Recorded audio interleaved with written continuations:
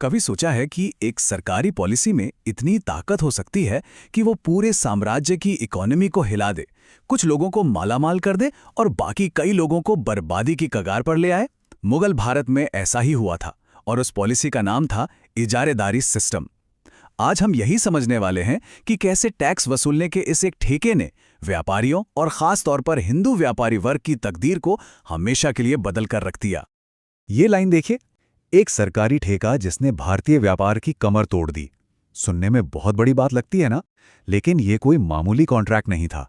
ये एक ऐसा सिस्टम था जिसने टैक्स वसूली को एक तरह से प्राइवेट बिजनेस बना दिया। और जैसा कि हम आगे देखेंगे, इसके नतीजे उन व्यापारियों के लिए बहुत बुरे साबित हुए जो उस वक्त की अर्थव्यवस्था की असली जान थे। तो इस पूरे सिस्टम के असर को समझने के लिए चलिए थोड़ा टाइम में पीछे चलते हैं। 16वीं से 18वीं सदी के बीच मुगल भारत ट्रेड का एक वाइब्रेंट सेंटर था, एक धड़कता हुआ दिल। यह सिर्फ व्यापार नहीं था, यह उस साम्राज्य की अर्थव्यवस्था की जीवन रेखा थी। सच कहें तो एक सुनहरा दौर था। तो सवाल ये है कि इस पूरी खुशहाली के पीछे था कौन? ये इकोनॉमी का इंजन चला कौन रहा था? जवाब है हमारे स्थानीय भारतीय व्यापारी। इनमें से ज्यादातर हिंदू, जैन और वैश्य समुदायों से आते थे और कपड़ा, मसाले से लेकर अनाज और कीमती धातुओं तक हर चीज के ट्रेड को बड़ी कुशलता से संभाल रहे थे। अब इसी फलते फूलते माहौल में एंट्री होती है एक नए सिस्टम की, इजारेदारी सिस्टम। इसे लाया तो गया था बस रेवेन्यू यानी टैक्स इकट्ठा करने के एक नए तरीके के तौर पर, लेकिन इसने बहुत जल्द ही खेल के सारे नियम बदल कर रख दिए। तो आखिर ये इजारा है क्या चीज? देखिए, इसका मतलब बहुत सीधा है। सरकार किसी इलाके या किसी बिजनेस से टैक्स वसूलने का अपना अधिकार ठेके पर सबसे ऊंची बोली लगाने वाले को बेच देती थी, बस। तो असल में ये काम कैसे करता था? देखिए, ये एक 3 स्टेप का प्रोसेस था। पहला, मुगल सरकार किसी खास इलाके में टैक्स वसूलने के अधिकार की नीलामी करती। दूसरा, जो ठेकेदार जीतता, जिसे इजारेदार कहते थे, वो सरकार को एक फिक्स रकम दे देता। और अब आता है सबसे खतरनाक तीसरा कदम। इसके बदले में उस इजारेदार को आम जनता से जितना चाहे उतना टैक्स वसूलने की खुली छूट मिल जाती थी। उस पर कोई खास निगरानी नहीं होती थी।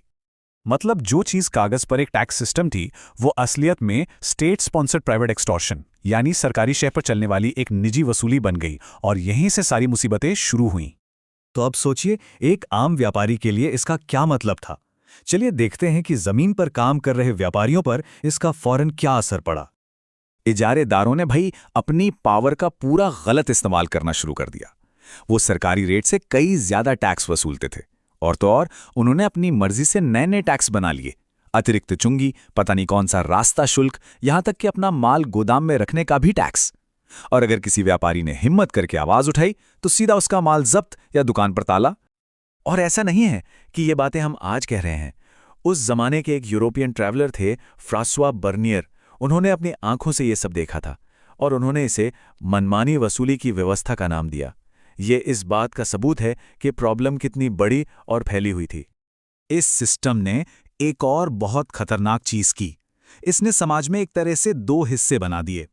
एक तरफ वो व्यापारी थे जिनके दरबार में कॉन्टैक्ट्स थे, उन्हें हर तरह की छूट थी, टैक्स भी कम, लाइसेंस भी फटाफट और सरकारी प्रोटेक्शन भी। लेकिन दूसरी तरफ थे बाकी सब, खासकर बहुत से हिंदू व्यापारी जिनके लिए सच्चाई थी मनमाने टैक्स, लाइसेंस के लिए सालों का इंतजार और हर कदम पर भेदभाव। असल में यह सिस्टम सिर्फ टैक्स कलेक्शन के बारे में नहीं था, ये तो दरबारी अमीरों और मिलिट्री लीडर्स के हाथों में सारी इकोनॉमिक पावर देने का एक तरीका बन गया था। ये ठेके अक्सर अंदर के लोगों को ही मिलते थे, जिससे छोटे और मीडियम लेवल के व्यापारी जो कंपटीशन में टिक ही नहीं सकते थे, धीरे धीरे बिजनेस से बाहर होते चले गए। चलिए अब जरा लॉन्ग टर्म में देखते हैं कैसे इस एक लोकल प्रॉब्लम ने पूरे भारत की इकोनॉमिक डेस्टिनी यानी आर्थिक तकदीर पर असर डाला। इसके दूरगामी परिणाम बहुत गहरे थे। अब जरा सोचिए, जब रोज रोज का रिस्क हो, शोषण हो, तो कोई क्या करेगा? बहुत से भारतीय व्यापारियों ने वही किया जो समझदारी भरा कदम था। वो वहां से निकल गए। कैपिटल और टैलेंट का एक बड़ा पलायन शुरू हो गया। व्यापारी मराठा इलाकों में, दक्षिण भारत के राज्यों में और यूरोपियन कंपनियों की फैक्ट्रियों के पास जाकर बसने लगे, जहां उन्हें बेहतर मौके और सुरक्षा मिलती थी। तो एक तरफ जहां इंडियन मर्चेंट्स की ताकत घट रही थी, ठीक उसी वक्त दूसरी तरफ यूरोपियन कंपनियों को इसका सीधा सीधा फायदा हो रहा था। तो ऐसा क्यों हो रहा था? सीधी सी बात है, यूरोपियन कंपनियां वो सब दे रही थीं जो इजारेदारी सिस्टम ने छीन लिया था, स्टेबिलिटी और सिक्योरिटी। वो लोकल प्रोड्यूसर्स को स्टेबल कॉन्ट्रैक्ट देती थीं, अपनी मिलिट्री प्रोटेक्शन देती थीं और एक ऐसा माहौल देती थीं जहां लोकल दखल अंदाजी और मनमाने टैक्स का डर बहुत कम था। अब एक व्यापारी के लिए ये चुनाव बहुत साफ होता जा रहा था। लेकिन एक मिनट, क्या इसका असर सब पर एक जैसा था? ये सवाल बहुत ज़रूरी है और इसका जवाब हमें एक बैलेंस्ड नज़रिया देता है। चलिए इस पर भी एक नज़र डालते हैं। सवाल सीधा है, क्या इस व्यवस्था का जो बुरा असर था वो सिर्फ और सिर्फ हिंदू व्यापारियों तक ही सीमित था?